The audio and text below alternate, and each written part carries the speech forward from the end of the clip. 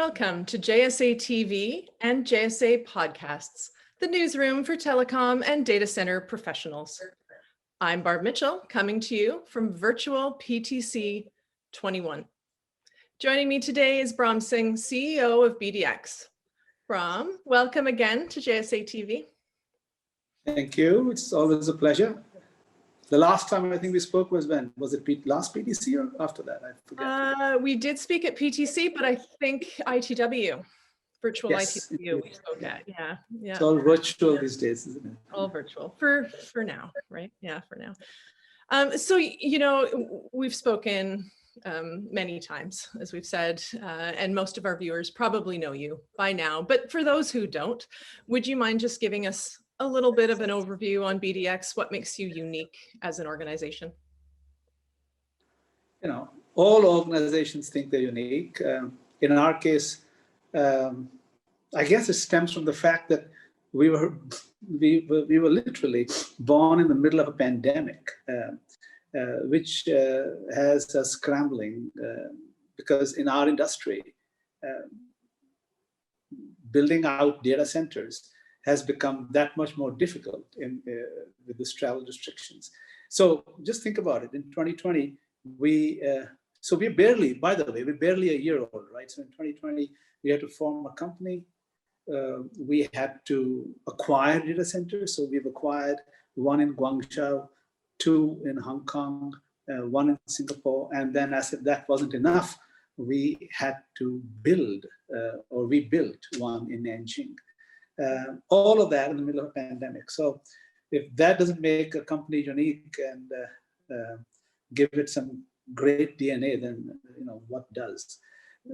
On top of it, because of the pandemic, the upside of the pandemic for us, terrible thing to say, but it's a fact, has been the huge increase in demand as more and more companies move their critical infrastructure online. So, you know, we barely opened shop in Nanjing and it's 30% full. We just acquired the data center in Singapore, I mentioned to you, and we are already building 4 new floors on that data center to meet the demand. Add all that to having to run and operate them to efficiently for our customers. And I tell you, the team has really stood up to this test so well. I'm so proud of them. So the uniqueness really actually comes from this team that has withstood the test of 2020 and grown this company to become, a brand to be reckoned with in the Asian market when it comes to data centers. And that against so many bigger, stronger, more established brands than BDx. So just in terms of what we have achieved in 2020, there's a uniqueness to us. Then, of course, the fact that we have also modeled ourselves differently, right? I mean, as we acquire more and more data centers, we can't keep replicating the same management infrastructure in each data center. So we've done something unique. We have all our data centers are highly automated and minimally manned, and they all connect back to a central command. This, I don't think too many data centers do. So all of this we added up, and there you have a unique model to create value in the data center business. Yeah, and I mean, as you said, you know, what a year 2020 was for BDx. It was exciting to watch and see just how the team came together and thrived. And as you said, despite some pretty tough, conditions globally, but you also mentioned a little bit just about what that's meant for the data center industry, right? So the world shifted so quickly to digital, making the demand for the data center industry just explode. What do you think the future looks like for the industry as a whole based on that and other conditions, and how are data centers, how is BDx preparing for even more demand in the future?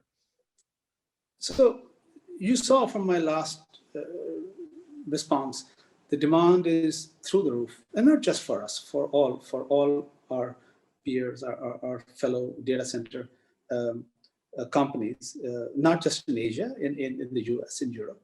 The demand is through the roof because, like I said, before the pandemic, already things were moving online.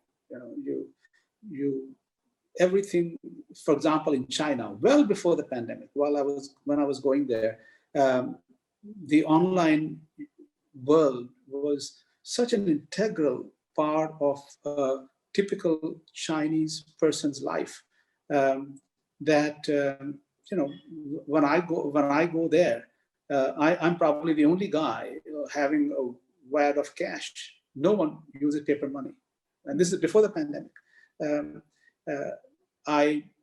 My American credit cards, they would look at it like, what the heck is this? Because everyone makes payments through their cell phones. Even the one beggar in Nanjing, I'll never forget. He's got his cup where you are supposed to put in money, but it's got a QR code clipped onto it. Yeah. So, you put in money, you must be an American. Otherwise, you're just going to give him money through the QR code. So, this was the world before the pandemic. The pandemic comes, and now suddenly this whole thing has exacerbated the exponential growth in online business. So we were already tackling that through 2020, as I just mentioned to you. Now we have to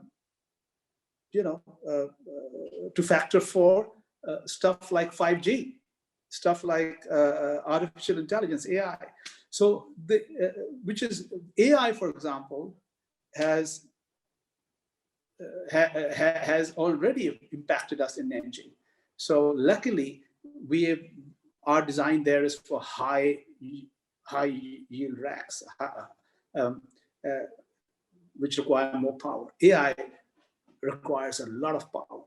So normally a data center rack would be what, 5 or 6 kilowatts? Forget that, it's gone. In Nanjing, everything we have is going to be 10, 12, 15 kilowatts a rack. So that is the kind of demand we have to factor for when it comes to, like I said, already things moving online. Already the growth is growing by leaps and bounds, and now you have AI coming in, which requires more power, which means we have to find more power, but also how much power we find, from where we get that power, and how we apply that power, how intelligently we use it, is going to decide the fate is going to decide BDx's fate and that of other companies like ours. So that is the huge growth that we are now scrambling to factor for. Then comes 5G. That's going to be the next one, which is interesting because 5G is going to require that we build smaller data centers at the edges. This is a whole new world that's opening up because as these 5G base stations are set up across the far reaches of a country, they don't want to have to go back to the core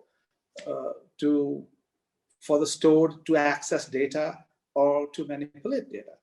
They want it closer to the base station. So now we'll be building these data centers very close to base station clusters so that the telcos can, just come to those data centers to access the data that otherwise they would have to go further down the road. Sorry. Now, typically telcos do this themselves. Typically telcos like to do everything themselves. We are positioning ourselves as that trusted partner. Simply because we've got such old ties with telcos, the people who are in data in BDx.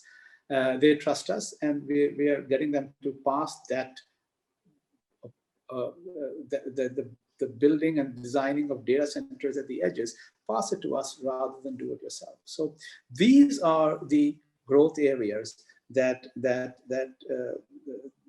BDx is now looking at as the next stage of our build outs.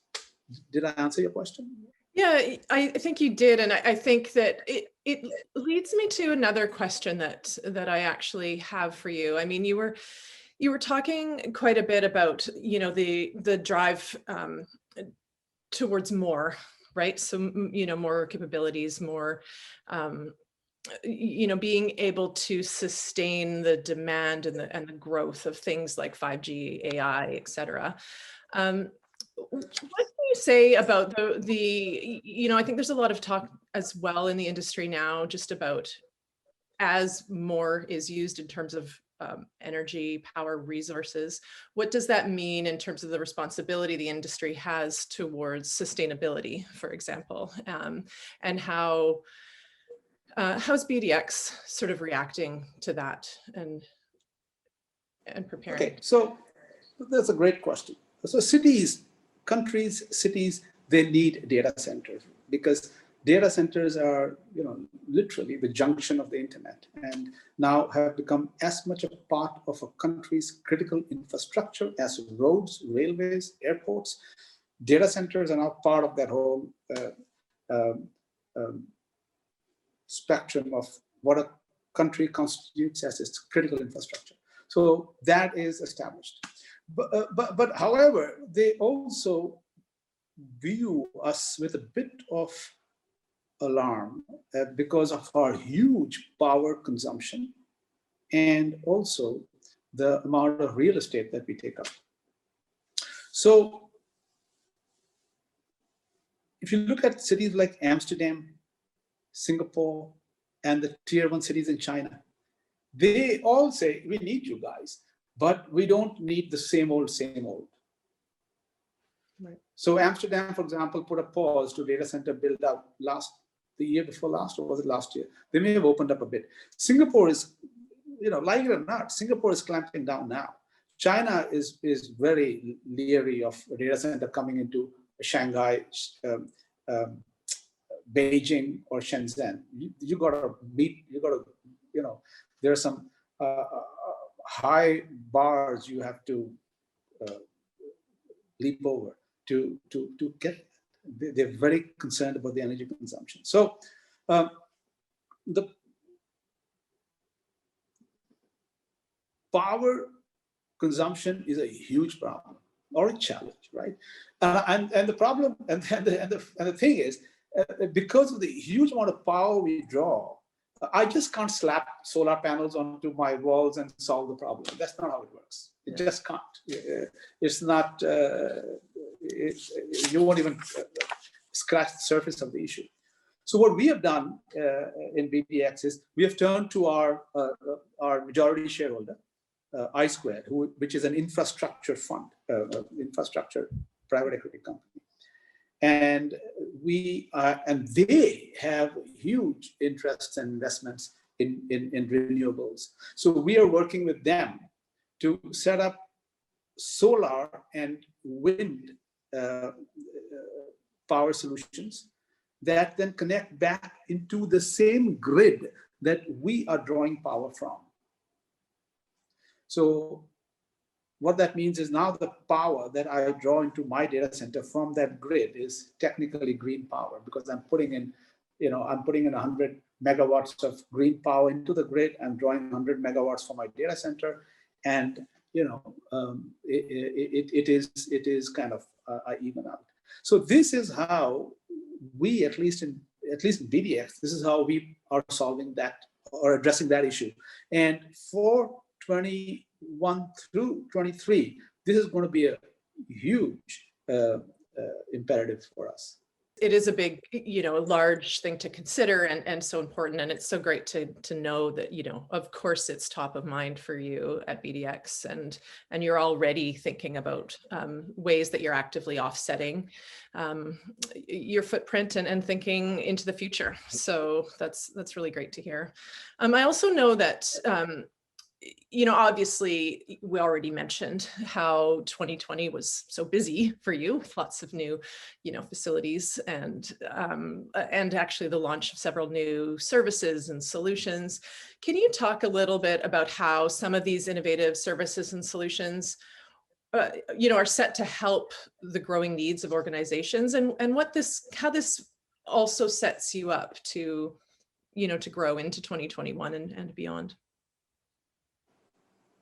Right. So in 2020, our IT and product people, all they did was focus on creating automated tools to help a variety of customer functions, reporting, the ability for a customer to access his and monitor his racks, his cage, all these tools were created in 2020. Also, the ability to cross-connect and interconnect just from a portal, rather than having to go through the whole milieu of sending a notice to us and then someone manually does that. It's all gone. There's now all software controlled cross connects for our customers. All these tools were set up in 2020.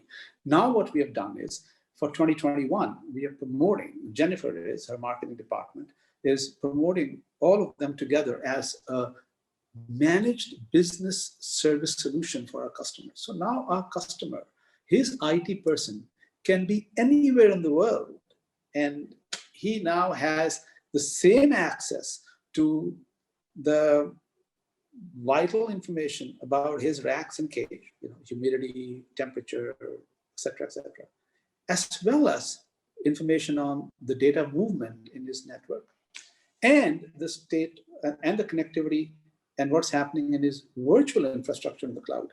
All of that together, the whole ecosystem, that IT person, my customer's IT guy, he can now access all of that using the same tools and the same way as my own technician can.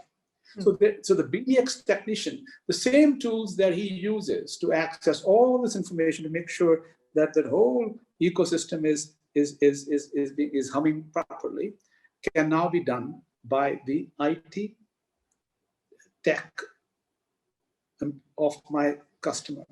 So the customer now has access to information and data to generate his reports and to arrive at conclusions. Also to do tasks like